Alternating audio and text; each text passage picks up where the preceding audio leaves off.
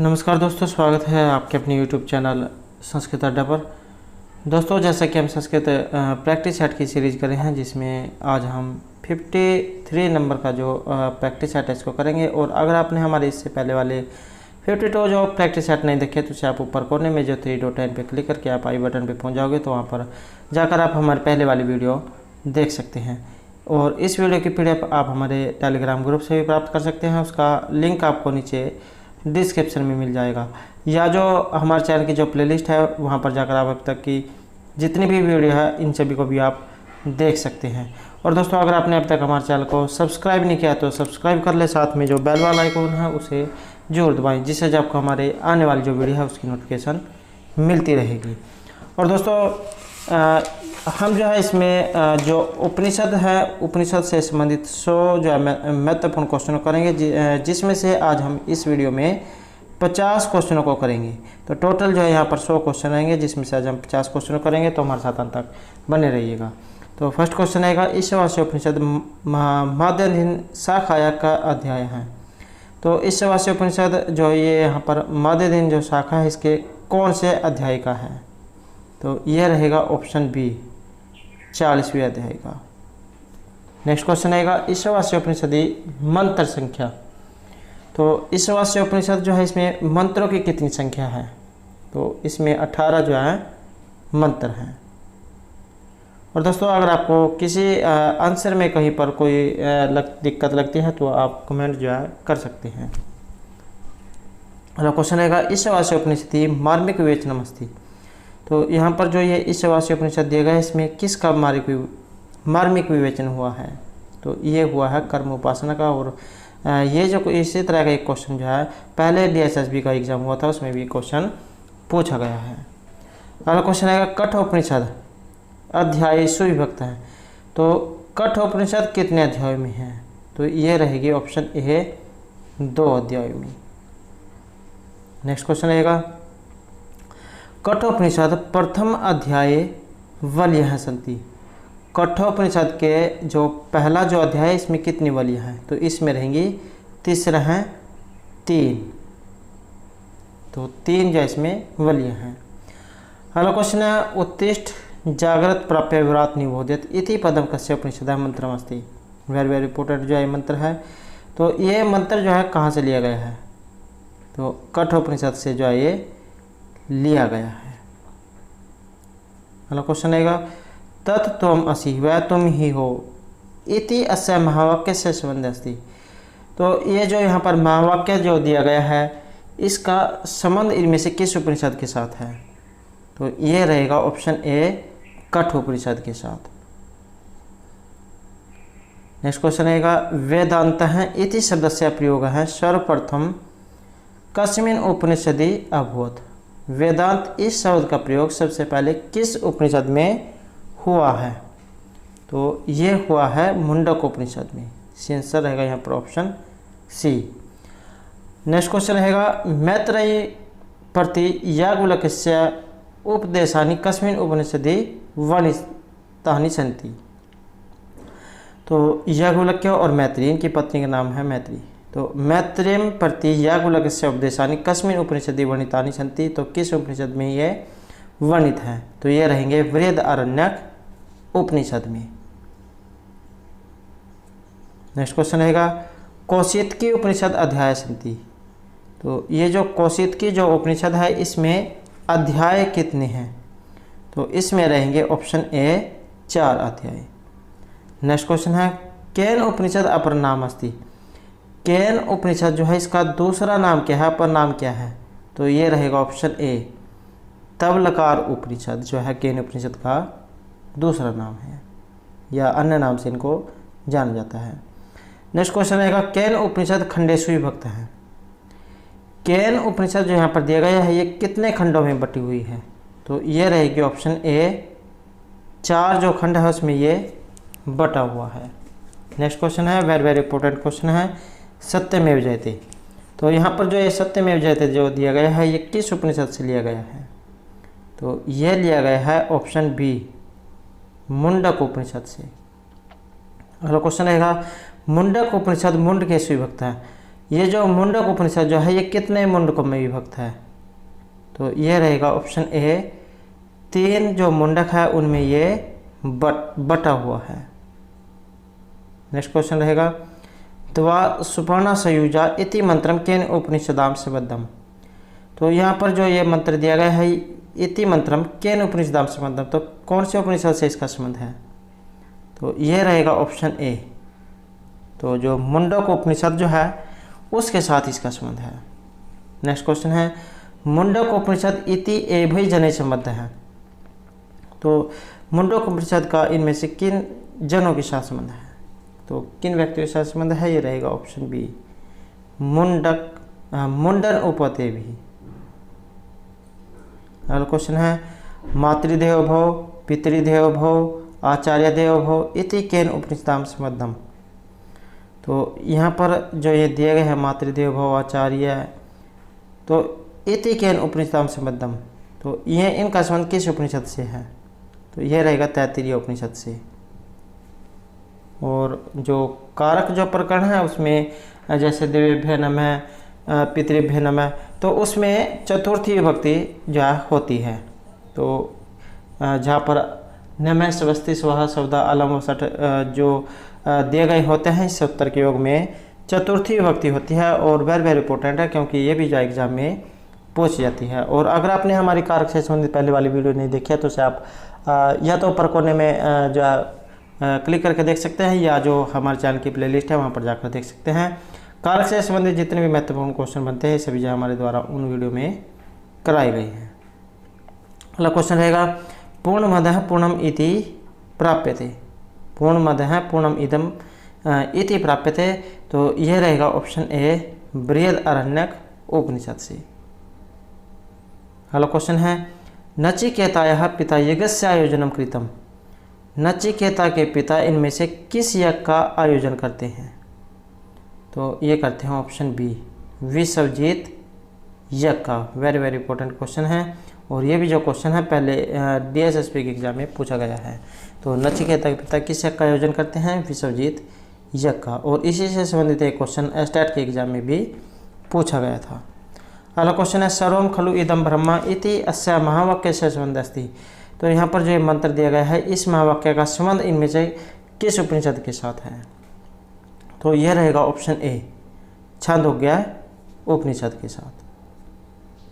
अगला क्वेश्चन है, रस वैस रसम हे अयम लब्धावनद्धि भवति इति केन उपनिषदाम संबद्धम अस्ति। तो इसका संबंध इनमें से किस उपनिषद के साथ है? यह रहेगा ऑप्शन डी, तैत्तिरीय उपनिषद के साथ। अगला क्वेश्चन है, अरण्यक पुष्पस्य सुवासम कथितम अस्ति। अरण्यक पुष्पस्य सुवासम कथितम अस्ति, तो ये रहेगा उपनिषदः उपनिषद से। अगला क्वेश्चन है, उपनिषद वेदस्य अंतिम भाग कथित है अस्ति। उपनिषदों को वेद का अंतिम भाग इनमें से किन के द्वारा कहा गया है? तो ये कहा गया है ऑप्शन सी, वेदांतियों के द्वारा। अगला क्वेश्चन रहेगा, उपनिषद आचार्य शंकरेण कथित है। उपनिषद आचार्य शंकर के द्वारा इनमें से क्या कहा गया है? तो ये कहे गए हैं ऑप्शन बी, ब्रह्मा विद्या के बारे में। नेक्स्ट क्वेश्चन रहेगा, उपनिषदाम प्रतिपाद्य विषयम अस्ति। उपनिषदों का जो प्रतिपादित विषय है ये इनमें से क्या है? तो ये रहेगा ऑप्शन सी, माया जो है यहाँ पर ये उपनिषदों के द्वारा प्रतिपादित विषय रहेंगे। अगला क्वेश्चन है, ऋग्वेदीय उपनिषदाम संख्या अस्ति। ऋग्वेदीय जो उपनिषद है इनकी संख्या कितनी है? तो इनकी संख्या रहेगी ऑप्शन बी, 10। अगला क्वेश्चन है, शुक्ल यजुर्वेदीय उपनिषदाम संख्या।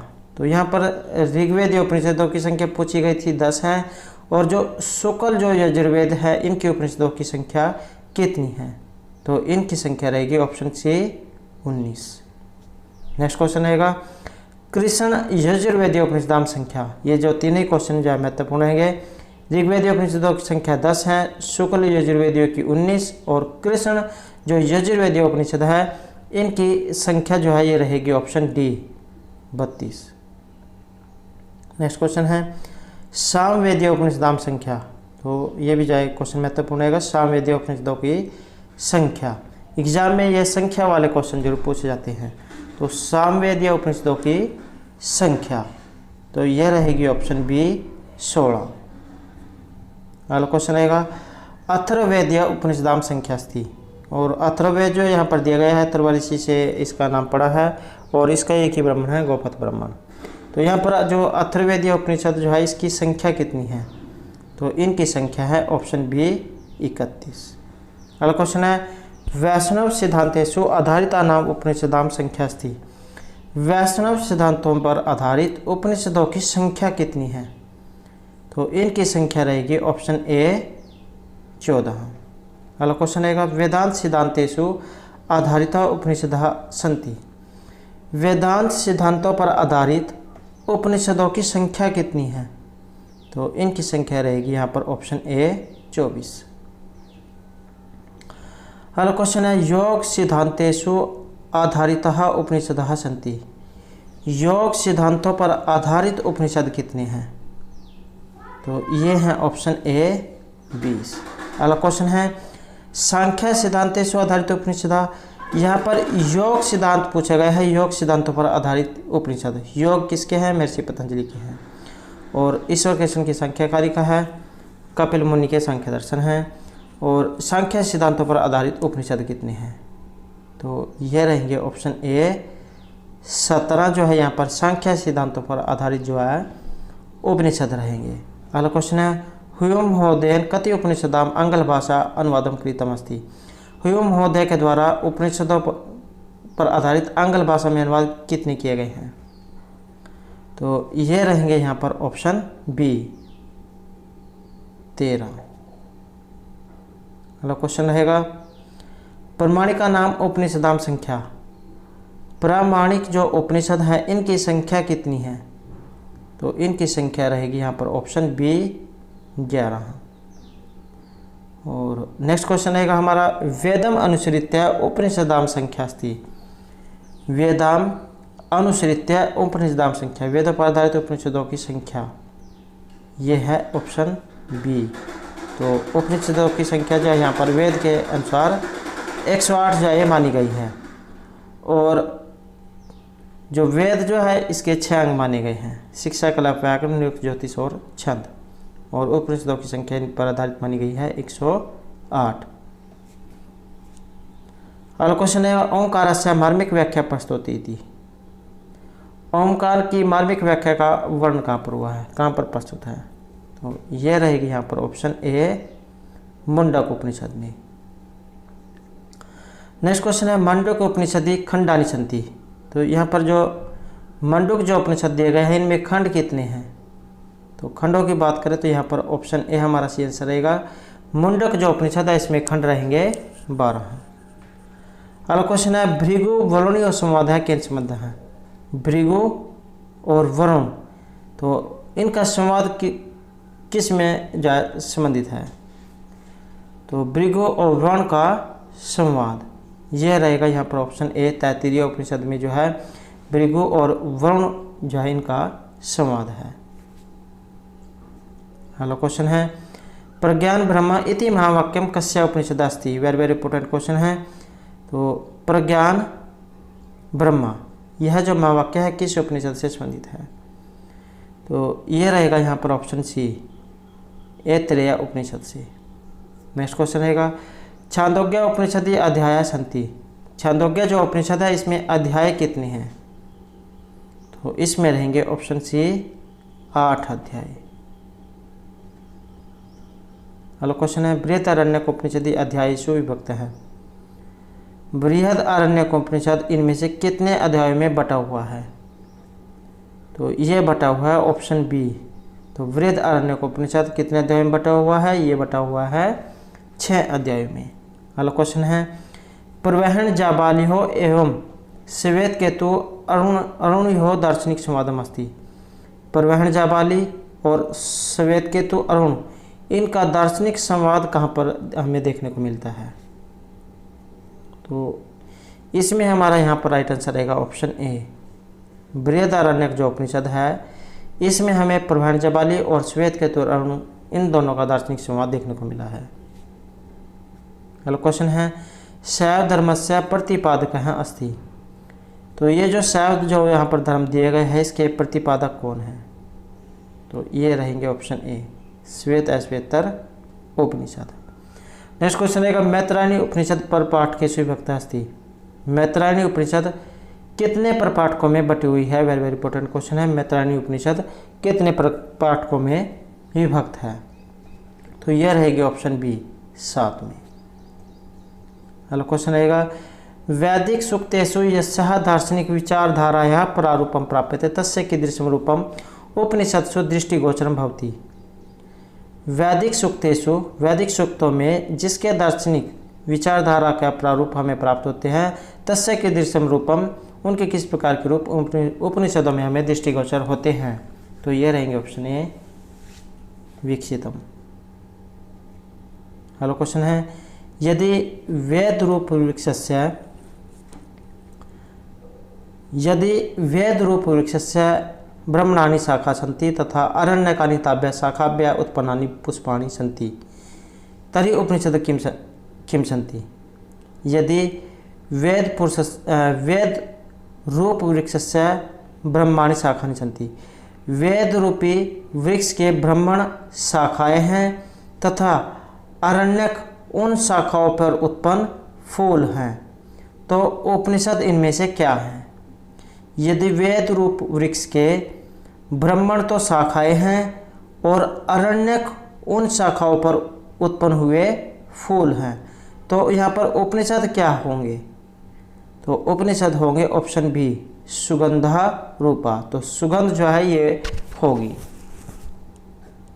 अगला क्वेश्चन है सर्वम दार्शनिक धार्मिक संप्रदायानां जन्मभूमि के सन्ति। तो सर्वम दार्शनिक धार्मिक संप्रदायानां जन्मभूमि। तो यह रहेगी यहाँ पर ऑप्शन डी उपनिषद। और उप और नि उपसर्ग पूर्वक सदृश जो धातु है उससे ये उपनिषद बना है और अर्थ होता है गुरु के समीप बैठकर विद्या ग्रहण करना। अगला क्वेश्चन है उपनिषद इति शब्द से अर्थ भवति। तो उपनिषद जो यहाँ पर दिया गया है इति शब्द से अर्थ भवति, तो इसका अर्थ क्या है? तो ये रहेगा ऑप्शन ए गुरु अति समीप्य उपवेशनम, गुरु के अत्यंत समीप बैठना। अगला क्वेश्चन रहेगा आचार्य शंकरस्य व्याख्यानुसारम उपनिषद शब्दस्य प्रमुख अर्थ अस्ति। आचार्य शंकर की व्याख्या के अनुसार यहाँ पर जो उपनिषद शब्द है इसका प्रमुख अर्थ इनमें से क्या है? तो ये रहेगा ऑप्शन डी ब्रह्म विद्या। और हमारा अंतिम क्वेश्चन रहेगा रहस्य विद्या नाम्नापि किम ज्ञायते। रहस्य विद्या के नाम से इनमें से क्या जाना जाता है? तो ये जान जाता है ऑप्शन सी उपनिषद ज्ञान को। तो दोस्तों ये थे हमारे आज के संस्कृत प्रैक्टिस सेट से संबंधित महत्वपूर्ण क्वेश्चन जो आपके आगे आने वाले एग्जाम के लिए महत्वपूर्ण होंगे। और दोस्तों अगर आपने अब तक हमारे चैनल को सब्सक्राइब नहीं किया तो सब्सक्राइब कर ले, साथ में जो बेल वाला आइकॉन है उसे जोड़ दबाएं जिससे आपको हमारे आने वाली जो वीडियो है उसकी नोटिफिकेशन मिलती रहेगी। और दोस्तों हमारे साथ अंत बनाने के लिए धन्यवाद।